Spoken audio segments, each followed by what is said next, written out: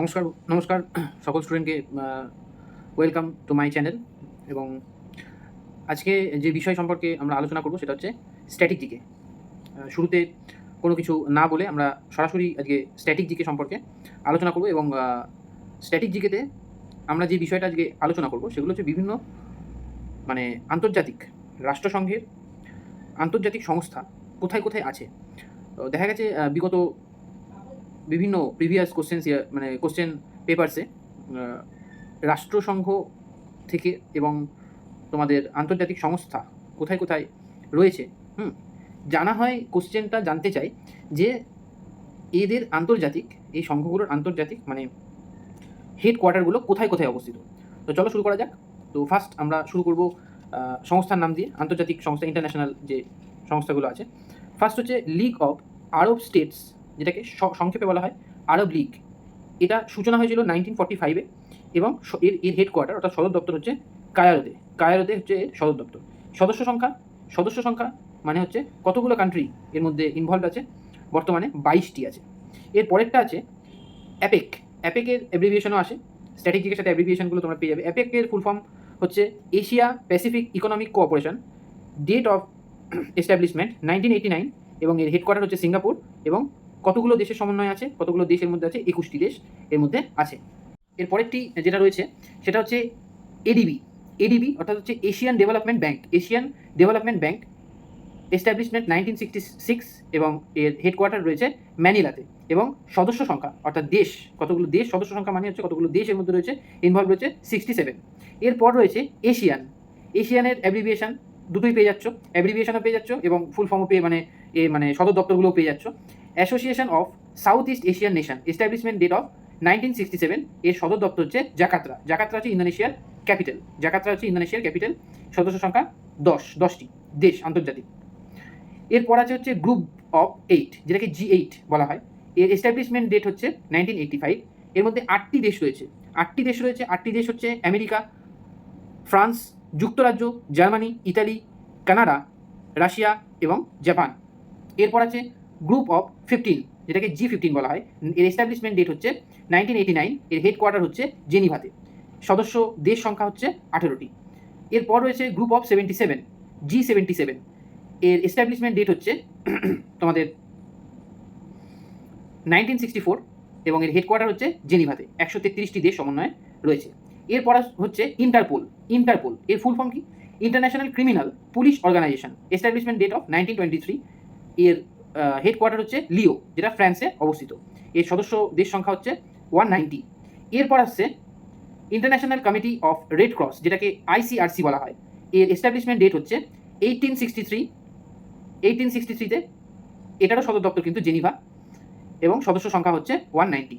এরপর নাম, নাম, যেটাকে বলছে non aligned movement, Geneva headquarter and establishment date of 1961 এবং 120টি দেশের সমন্বয়ে এটা সদস্য সংখ্যা রয়েছে।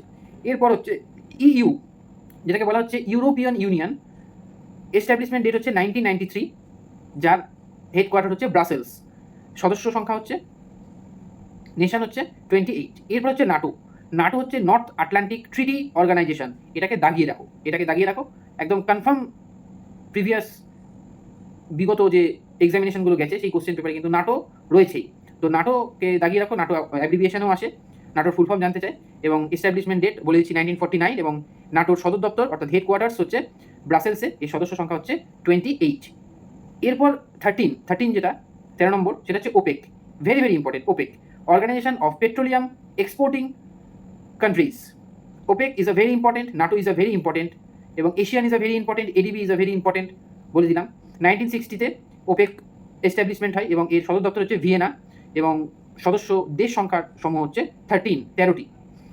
এরপর আসছে OIC, organisation of Islamic cooperation, 1969, যেটার হেডকোয়ার্টার্স হচ্ছে জিদ্দা, সৌদি আরবে অবস্থিত এবং এর সদস্য সংখ্যা হচ্ছে 57।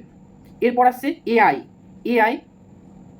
অ্যামনেস্টি ইন্টারন্যাশনাল, 1961, হেডকোয়ার্টার লন্ডন, 57 সদস্য সংখ্যা।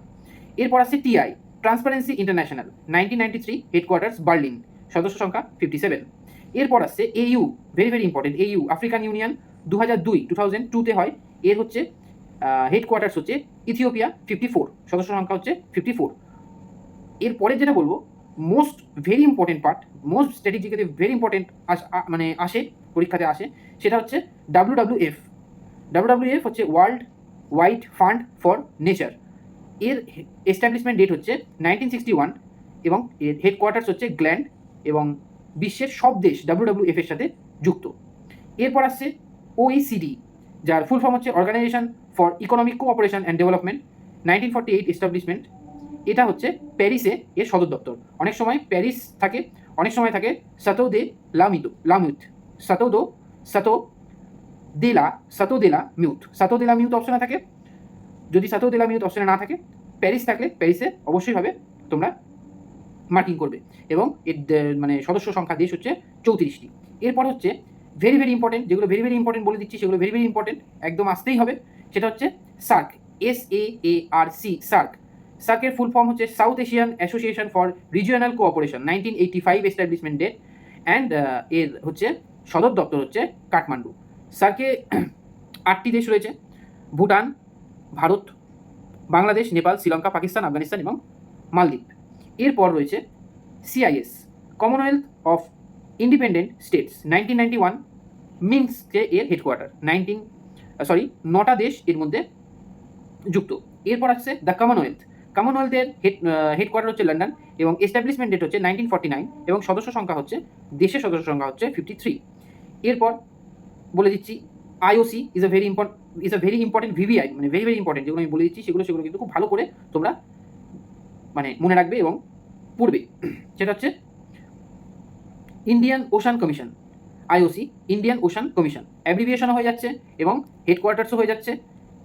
এর হেডকোয়ার্টার্স হচ্ছে লন্ডনের হেডকোয়ার্টার্স, এস্টাবলিশমেন্ট ডেট হচ্ছে 1982 এবং সদস্য দেশ সংখ্যার সমূহ হচ্ছে 5টি।